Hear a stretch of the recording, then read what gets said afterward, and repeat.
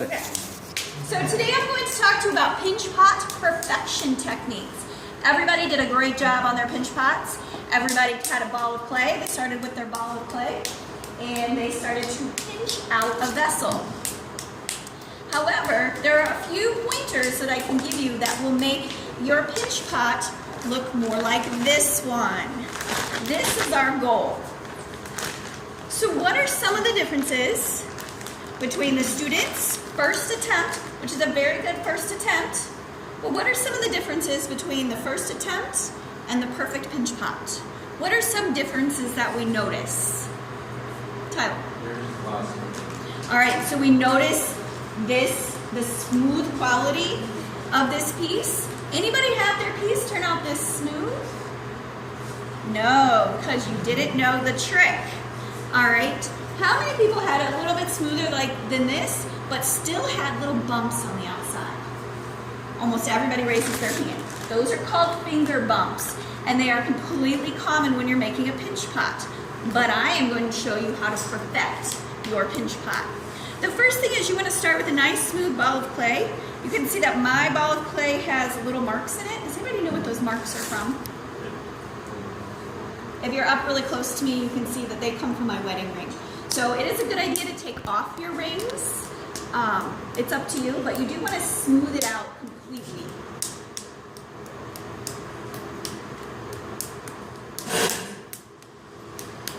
Now, to start your pinch pot, you want to start with a really nice smooth ball of clay.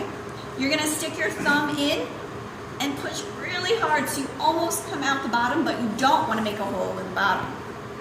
The next part, instead of pinching like this, we are going to do something called quacking. We're going to make quack pots. You're going to squeeze your clay, starting at the bottom, and working your way up the sides. Now, moving fairly slowly is important. What else am I doing as I'm quacking my piece? I am rotating it in my hand, exactly. What am I not doing? Something that almost all of you did when you were making your pinch pots. What does my technique look like different than yours? I am not pinching the lip. Very good. The lip is very delicate and it dries out very quickly, so I am not going to pinch the lip. Excellent observation. What else am I not doing? Or what am I doing differently perhaps than your technique?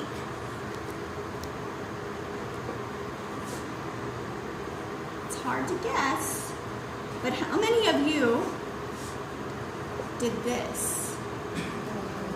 Oh yeah. When you are making a pinch pot, you want to make sure you hold it in your hand and not place it on the table. What is one of the biggest differences between this pinch pot and this one? Look at the bottoms. You see how this one is very rounded? This one is very flat. We want to keep it rounded like this and holding it in our hands because we have more control over the shape this way. And gravity is not going to keep making it wider and wider and wider until we have a pinch plate. We want a pinch pot, a bowl, or a vessel. Another one of your goals is that you want the walls of your piece to be very consistent. So I've quacked, I've held it in my hand, I've rotated. I also did not go too quickly. I didn't squeeze too hard at one time, and I'm constantly trying to evaluate how thick the walls are. I want a consistent thickness. I don't want to accidentally make one part too thin. How many people did that? Made theirs too thin and then maybe folded it over? All right, so you want to work a little bit more slowly. Constantly be listening to the clay, listening to what the clay is telling you. All right, so now I have this pretty nice pinch pot. Is it as nice as this one? What is the difference? This one is still much smoother, and look at the lip, the opening. Do you see the difference? All right, so how can I perfect my pinch pot? There is a tool in your bin called a paddle. And the paddle is the best way to get rid of finger bumps. Can you hand me that paddle right there? I'm gonna hold my piece like this. I'm gonna make sure my paddle is clean.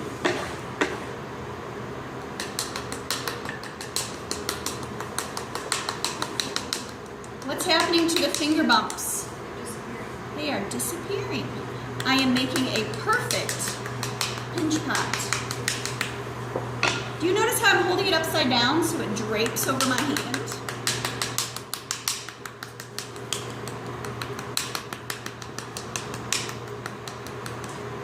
I'm not going to go all the way around, but I want you to see that the paddle is how you get rid of those finger bumps. But how do I get the lip to be so perfect? There's another tool. Do you know? No, I have to cut it. You do. In your bin, there is an X-Acto knife. So find your X-Acto knife. Can anybody find one in the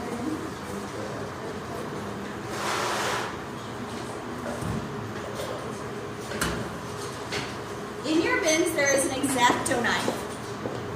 If your lip has cracked too much, you are going to be able to make your pinch pot perfect by simply cutting off the top 1/4 or 1/8 of an inch of your piece.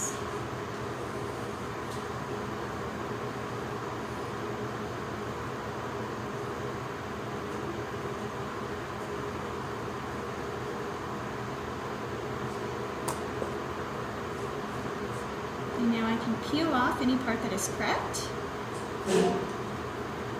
Now I can smooth it out, round it out.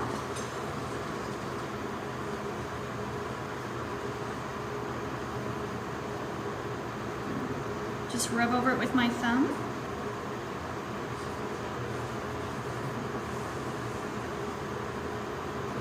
You can use your fingers to smooth out the surface and the paddle.